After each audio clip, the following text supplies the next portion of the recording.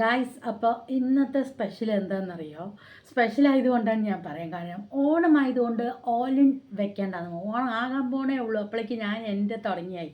ഒരു തുണ്ട് മത്തം കിട്ടിയപ്പോൾ ഇന്ന് ഞാൻ ചാറ് വെച്ചില്ല കേട്ടോ.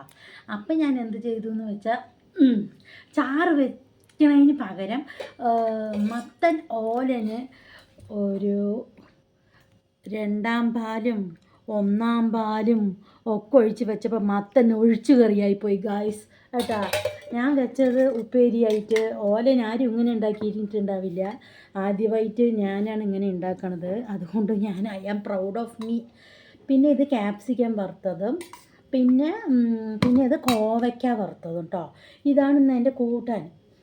3 കൂട്ടാനാണ് വെച്ചത്. തൈര് ഒഴിച്ച് ഇന്ന് കഴിക്കട്ടെ പറഞ്ഞിട്ട് ചാറ് വെച്ചില്ല, കുറേ പണികളൊക്കെ ഉണ്ടായിരുന്നത് കൊണ്ട്. അപ്പം എന്തായെന്ന് വെച്ചാൽ ഭർത്താവ് ഒന്ന് ദേഷ്യപ്പെട്ട് പിണങ്ങിപ്പോയി.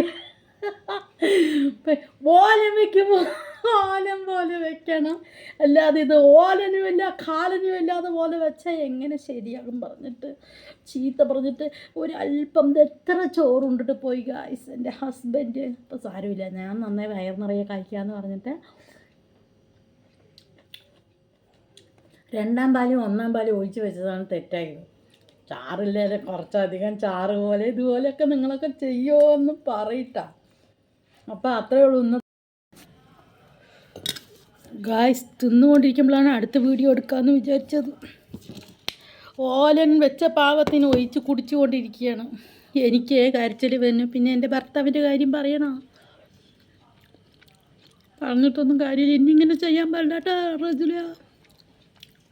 കഷ്ടപ്പെട്ട് പോയിച്ചെങ്കിൽ കുടിച്ച് തീർക്കട്ടെ, കളയാൻ പാടില്ലല്ലോ. അപ്പം ബൈ.